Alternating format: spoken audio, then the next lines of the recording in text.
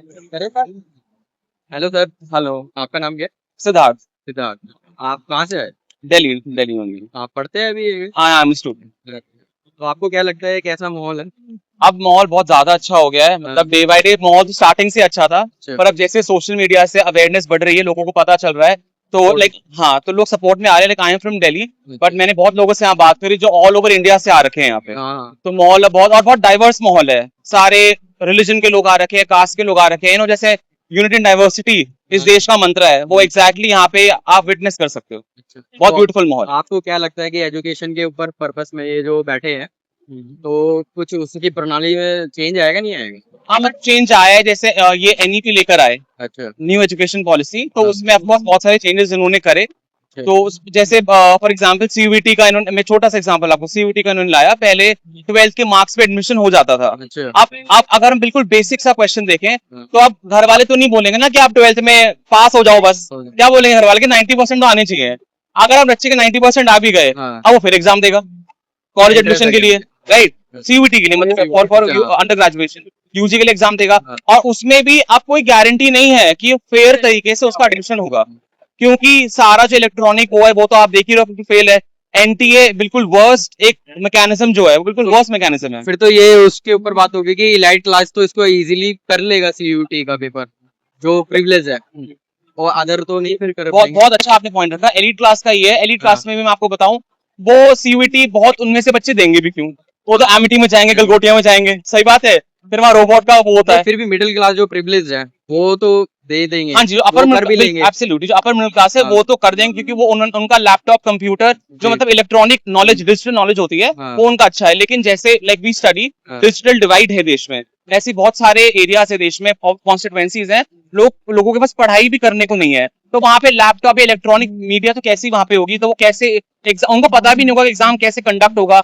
हो भी जाएगा, अगर वो मुश्किल से बेचारे पढ़ लिख के पहुंच भी गए वहां पे, तो एक ना जैसे एग्जाम फियर होता है, कोई बड़ा सा एग्जाम देने जाओ तो एक नॉर्मल एग्जाम फियर होता है विश्वास उनको। नहीं। हाँ, वो क्या बोलते हैं उससे, मतलब नॉर्मलाइज नहीं है कैसे कंप्यूटर चलाना है, कैसे काम करना है, ये चीज है।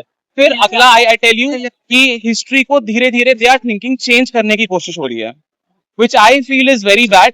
क्योंकि for example there was a British historian, I am forgetting the name, उन्होंने सबसे पहले इंडियन हिस्ट्री को 3 उसमें बांटा था, अच्छा। हिंदू, मुस्लिम, क्रिश्चियन। हाँ। मतलब पहले हिंदू के वो थी अशोका के टाइम में, हाँ। फिर मुस्लिम्स आए और फिर जी। क्रिश्चियंस आ गए। जी। तो वो उनका देखने का नजरिया था। लेकिन फिर जब नेशनलिस्ट हिस्टोरियंस आए दिल्ली से, महाराष्ट्र से, हरियाणा से और रीजन से, उन्होंने बताया कि we have a secular literature. तो अब वो एक चीज है। तो अगर हम देखें तो ठीक है, मुगल्स पर भाई हर चीज का अच्छा है बुरा होता है, लेकिन जब 1857 में जब फर्स्ट वॉर ऑफ इंडिपेंडेंस हुआ, तो that was led in the name of Mughal emperor Bahadur Shah. वो तो उनके नाम पे लड़ा गया था, राइट, चाहे कोई भी लड़ रहे हो पूरे इंडिया में, तो हम अब कौन हमारे साथ है, कौन हमारे खिलाफ है, हम वो नहीं कह सकते। बहुत सारे ऐसे भी लाइक जैसे कुशन्स आए, पार्थियंस आए, ये लोग बाहर के थे, ग्रीक लोग थे, हाँ। लेकिन ये यहाँ पे ग्रीक लोग भी इंडिया में आके असिमिलेट हो गए, ये लोग यहीं के बन गए। तो अब हम ग्रीक्स को ये नहीं कह सकते जो हमारे हिस्ट्री में है कि वो लोग बाहर के देश के हैं, they are from this country only, वो हम इंडिजिनस हो गए, उन्होंने हमारे पे कोई गलत वो भी नहीं करा, एट्रोसिटी भी नहीं करी। हाँ। तो वो चीज है। तो ऐसे आई थिंक इंडिया को जो हिस्ट्री है हमारी, उसको कल्चरल प्लूरिज्म में देखना चाहिए, कल्चर डाइवर्सिटी में देखना चाहिए, अलग अलग करके नहीं देखना चाहिए। क्योंकि आपको भी क्या लग रहा है, अलग करके देखोगे तो हमारे जैसे अभी इनको वोट मिल रहा है एक पर्टिकुलर, इनको लगता है ऐसा, फिर तो विरोधाभास ज्यादा बढ़ जाएगा। बिल्कुल। अभी क्या आपको लग रहा है एजुकेशन में, पर आप क्या कर रहे हो, आप जो रूट्स देश के हैं, एजुकेशन में अगर आप ऐसे हिस्ट्री को ऑन द रिलीजन बांटोगे, तो छोटे बच्चों के दिमाग में बचपन से ही कैसी चीजें उपजेंगी, that would be very bad. वो इम्पैक्ट बहुत ज्यादा हो जाएगा उनके सब्जेक्ट्स में स्पिरिचुअलिटी लेके आने चाहिए। हाँ, एग्जैक्टली, मतलब सब्जेक्ट्स में अभी जैसे फॉर एग्जांपल योगा आप लेकर आओ या कुछ कर, तो वो समझ आता है, क्योंकि that is secular.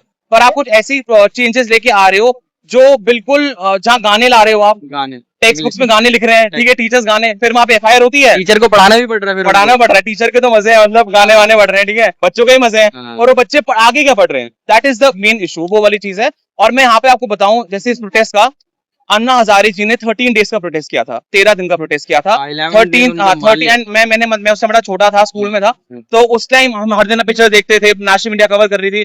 13th day पर Manmohan Singh ji the prime minister, उन्होंने मान लिया कि हम लोकपाल बिल लेकर आएंगे, जी और उनको एटलीस्ट आश्वासन दे दिया। दे दिए। तो हम प्राइम मिनिस्टर मोदी जी से मैं यहाँ से अपील करना चाहूंगा, सिर्फ मैं नहीं, सब लोगों की तरफ से, कि आप, हमें ये नहीं कह रहा कि हम ये भी नहीं कह रहे कि एक दिन में ड्रास्टिक चेंज आ जाएगा, पर आप एटलीस्ट, आप खुद नहीं आओ, आप बड़े बिजी हो, you have to go Australia, New Zealand, आप अपने हाँ मेलोडी भी जाना है, मतलब बहुत बिजी, आई अंडरस्टैंड, बहुत प्रैक्टिकल कंसिडरेशन है, पर आप एटलीस्ट अपना एक प्रतिनिधि, हाँ। इतना बड़ा आपका प्रतिनिधि मंडल है, हाँ। आप 15% भी क्रॉस करना चाहते हो वैसे तो हाँ। कॉन्स्टिट्यूशन अलाउ नहीं करेगा, वरना कैबिनेट उससे बड़ा हो जाता। हाँ। तो आप एक रिप्रेजेंटेटिव भेजें और यहाँ पे बताएं वांगचुक जी को कि आप अपना फास्ट तोड़ें, because your health is deteriorating, हम आपकी मांगों को कंसिडर करेंगे, कमिटी बिठाएंगे, कुछ काम करेंगे।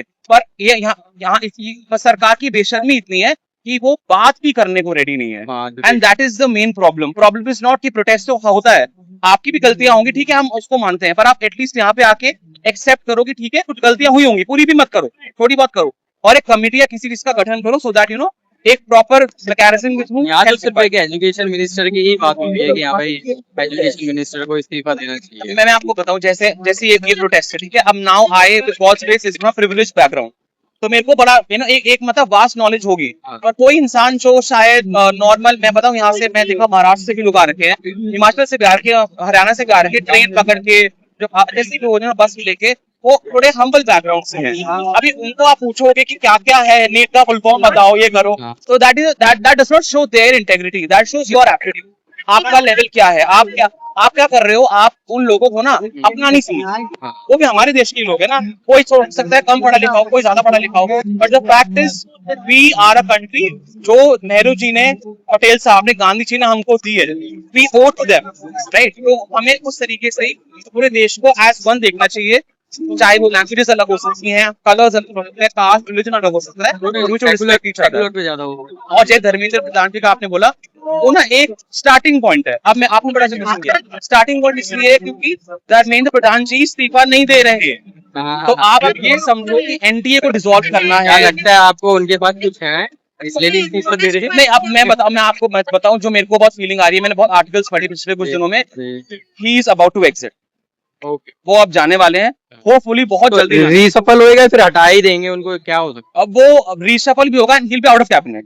जितना मुझे मतलब पता चल रहा है, क्रेडिबल सोर्सेस से चल रहा है पता, पर एग्जैक्ट मैं नहीं बता सकता है ना, क्योंकि आप अंदर तो जाने देते नहीं किसी को, लेकिन ये चीज है कि उनको हटाएंगे, एंड आई थिंक हटाना चाहिए भी, that is the starting point of ये पूरा प्रोटेस्ट। एक बार वो होगा, फिर सारे लोग अपनी और डिमांड्स आगे बढ़ाएंगे। है? Thank you.